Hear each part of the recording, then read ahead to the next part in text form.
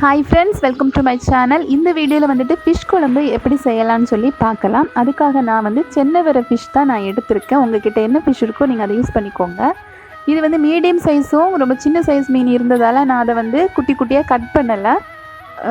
அது வந்து மசாலா பிடிக்கிறதுக்காக லைட்டாக கீரி எடுத்திருக்கேன். பெரிய மீனை மட்டும் கொஞ்சம் கட் பண்ணி பீஸாக எடுத்திருக்கேன். இப்போ அரைக்கிறதுக்கு என்ன பொருள் வேணும்னு பார்த்துக்கலாம். தேங்காய் துருவினது 2 கரண்டி, ஒரு 5லிருந்து 7 சின்ன வெங்காயம், அப்புறம் 3லிருந்து 4 பல் பூண்டு, ஒரு கைப்பிடி அளவுக்கு கறிவேப்பிலை, 1/4 டீஸ்பூன் அளவுக்கு ஜீரகம், 10 நல்ல மிளகு.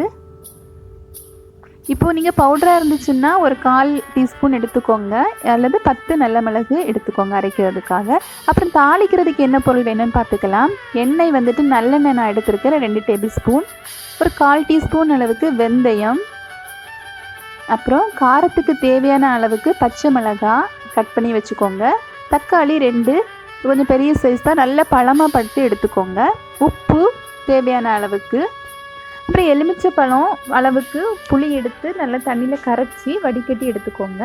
அப்புறம் 2 டேபிள் ஸ்பூன் அளவுக்கு வத்தல் பொடி, 2 டேபிள் ஸ்பூன் அளவுக்கு மல்லிப்பொடி, ஒரு 1/2 டேபிள் ஸ்பூன் அளவுக்கு மஞ்சள் பொடி.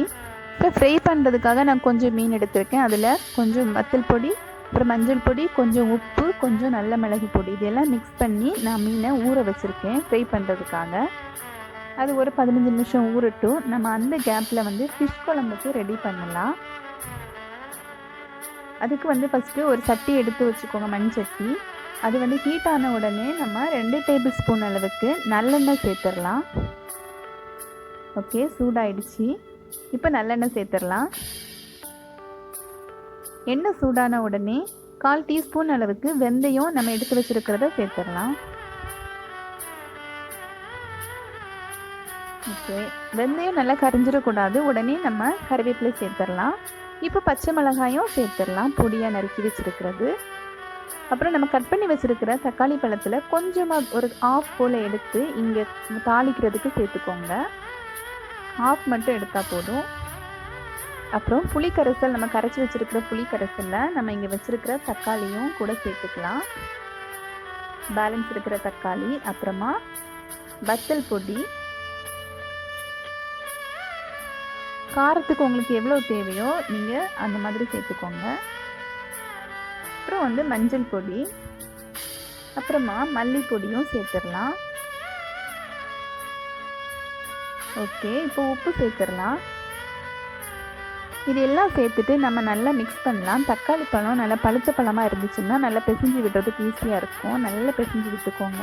அதோட சாறு வந்துட்டு அந்த தண்ணியில் இறங்குற மாதிரி நல்லா பிசைஞ்சு விட்டுக்கோங்க.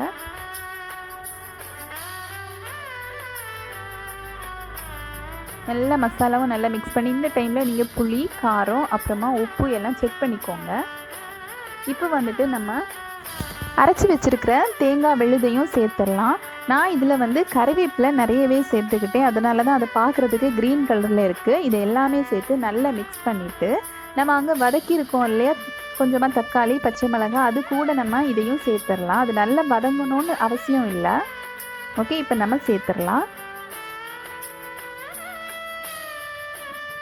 சேர்த்ததுக்கப்புறமா இன்னும் தேவையான அளவுக்கு தண்ணி, அந்த மீன் வேகிற அளவுக்கு சேர்த்துக்கோங்க. ரொம்ப தண்ணியாக இருக்கும்னா நீங்கள் தண்ணி நிறைய சேர்த்துக்கோங்க, இல்லை குழம்பா பிடிக்கும்னா கொஞ்சம் கம்மியாகவே சேர்த்துக்கோங்க. இப்போ எல்லாம் சேர்த்து மிக்ஸ் பண்ணி நம்ம ஒரு 2 நிமிஷத்துக்கு அதை மூடி வச்சிடலாம். இப்போ நல்லா கொதிக்கும். ஓகே, இப்படி இந்த மாதிரி கொதிச்சதுக்கப்புறமா நம்ம இங்கே கழுவி வச்சுருக்கோம் இல்லையா மீன், அதை வந்து சேர்த்துடலாம்.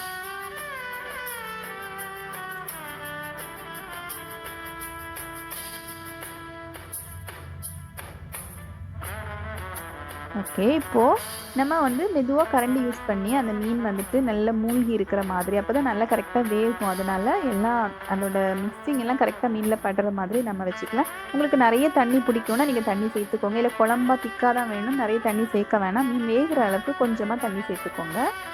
ஓகே, இப்போ இதை வந்துட்டு நம்ம மூடி வச்சுட்டு ஒரு 5 நிமிஷம் கழித்து நம்ம திறந்து பார்க்கலாம். ஓகே, இப்போ 5 நிமிஷம் ஆயிடுச்சு மீனும். இப்போ வந்து நீங்கள் ஒருக்கா உப்பு செக் பண்ணிக்கோங்க.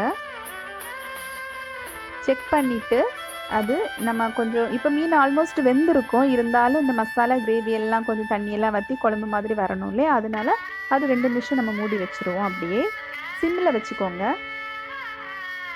இப்போ வந்துட்டு நம்ம மீனை ஃப்ரை பண்ணுறதுக்கு உள்ள திங்ஸை நம்ம ரெடி பண்ணலாம். ஆல்ரெடி மீன் வந்து ஊற வச்சுட்டோம். இப்போ வந்து தவா வச்சுருக்கேன். ஒரு பேன் வச்சுக்கோங்க. அது ஹீட் ஆன உடனே கொஞ்சமாக தேவையான அளவுக்கு ஆயில் விட்டுக்கோங்க. ஓகே, ஆயில் சேர்த்துடலாம்.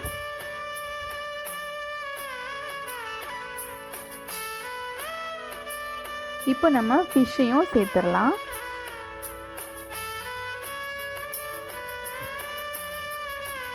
ஓகே, எல்லா ஃபிஷ்ஷையும் சேர்த்ததுக்கப்புறமா நம்ம மூடி வச்சு வேக வச்சிடலாம். கண்டிப்பாக மூடி வைக்கணும்னு அவசியம் இல்லை.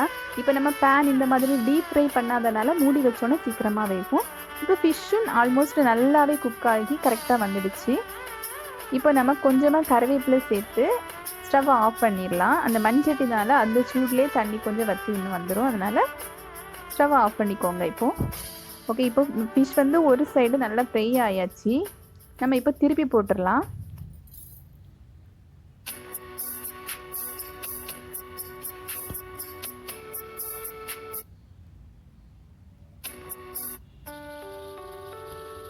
ஓகே, எல்லா ஃபிஷ்ஷையும் திருப்பி போட்டதுக்கப்புறமா மேலே கொஞ்சம் கருவேப்பிலை தூவி வாழை இலை வச்சு மூடி வச்சுருங்க. மூடி வச்சு அந்த சைடும் ஃப்ரை ஆகிற வரைக்கும் நம்ம வேக வச்சதுக்கப்புறமா பார்க்கலாம். இப்போ ஃபிஷ் வந்து நல்லாவே ரெடி ஆகிடுச்சு. நல்லா ஃப்ரை ஆகிருக்கு. இப்படி கருவேப்பிலை வாழை இலையில் மூடி வைக்கும்போது அதை ஃப்ரை பண்ணுற ஃபிஷ்ஷோட டேஸ்ட்டும் ஸ்மெல்லும் செம்மையாக இருக்கும். சாப்பிட்றதுக்கு செம்ம டேஸ்ட்டாக இருக்கும். நம்மளோட ஃபிஷ் ஃப்ரையும் ரெடி ஆகிடுச்சு, ஃபிஷ் குழம்பும் ரெடி ஆகிடுச்சு. ஓகே ஃப்ரெண்ட்ஸ், இந்த மாதிரி நீங்கள் வீட்டில் ட்ரை பண்ணி பாருங்கள். உங்களுக்கு பிடிச்சிருந்துச்சுன்னா உங்களோட ஃப்ரெண்ட்ஸுக்கும் நீங்கள் ஷேர் பண்ணுங்கள். இந்த மாதிரி வீடியோஸ் வேணும்னு நினைக்கிறீங்கன்னா என்னோடய சேனலை சப்ஸ்கிரைப் பண்ணி வச்சுக்கோங்க. நோட்டிஃபிகேஷன் பெல் பட்டனையும் ப்ரெஸ் பண்ணி வச்சுக்கோங்க. இப்போ தான் நான் எப்போல்லாம் வீடியோ போடுறேனோ அது உங்களை ஈஸியாகவே ரீச் ஆகும். தேங்க்யூ.